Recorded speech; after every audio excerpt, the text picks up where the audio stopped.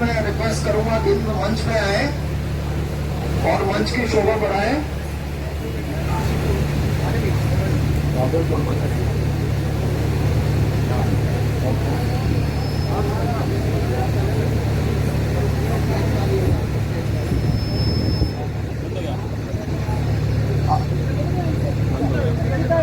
बंद ना बैटरी कम।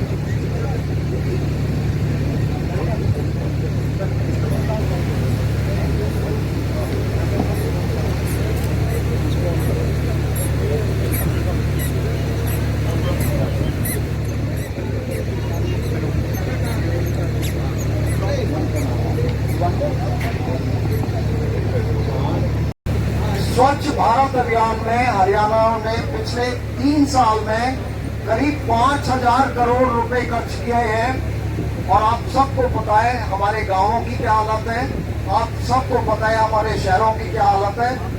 ऐसे शहर जैसे गुड़गांव, जहां पे एक फ्लैट 100 करोड़ रुपए का आता है, वहां पे अगर आधा घंटा बारिश होती है तो वहां पे पूरा शहर डूब जाता है। दूसरा उनका एक नारा था, सबका साथ सबका विकास।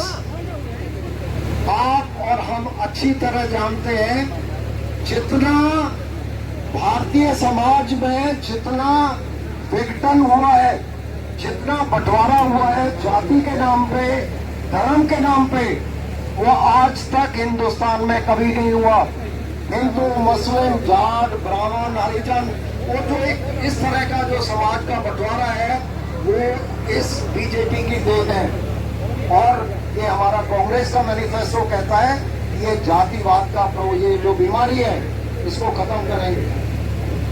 तीसरी बात उन्होंने कही, बेटी बचाओ बेटी पढ़ाओ, और उसके लिए सरकार, केंद्र सरकार ने भी, राज्य सरकार ने भी हजारों और लाखों करोड़ रुपए खर्च किए। और आपको मैं बताना चाहूंगा, हमारे इसी हिंदुस्तान में हर साल 2000 बेटियां, 2000 बहुओं उनका बलात्कार होता है। और वो 2 लाख तो ऐसे हैं जिनकी रिपोर्टिंग की जाती है, और कम से कम 4 से 6 लाख ऐसे केसेस हैं जो शर्म या दबाव की वजह से जिनको रिपोर्ट नहीं किया जाता। सरकार ने बड़े शौक से और एक बड़े इत्मीनान से बताया कि भाई हम काला धन बंद करेंगे।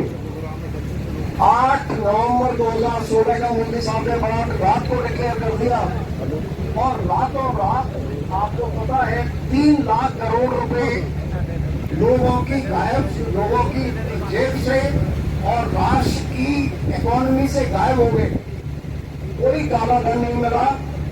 हालांकि बल्कि उस दोबारा उन नोट्स को प्रिंट करने के लिए 21,000 करोड़ रुपए सरकार को खर्च करने पड़े।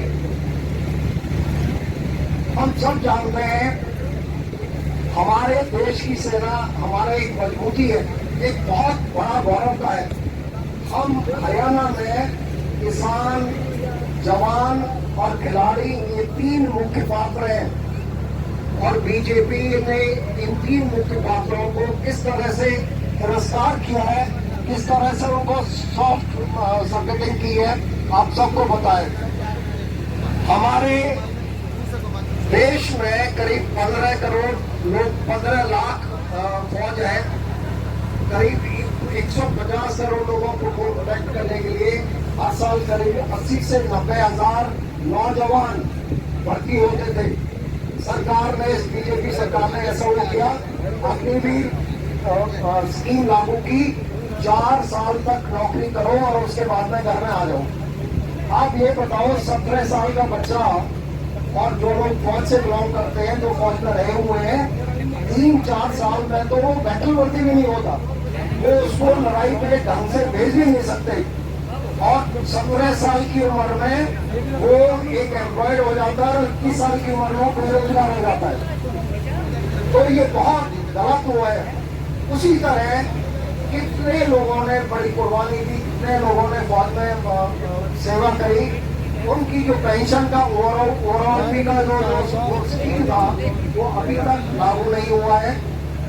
जो भारतीय खिलाड़ी हैं और भारतीय सैनिक हैं, हरियाणा के आबादी के हिसाब से सबसे ज्यादा हरियाणा से हैं, अगर पूरे इंडिया का पॉपुलेशन देखें, पूरे इंडिया का रेशियो देखें, हरियाणा में सबसे ज्यादा स्पोर्ट्समैन और सबसे ज्यादा फौजी हैं। पर सरकार ने फौजियों को क्या दिया, खिलाड़ियों को किस तरह तिरस्कार किया हमें पता है। हमारी बेटियों को खींच खींच के वहां दिल्ली में और उनको जो है ना जेल में अंदर किया गया।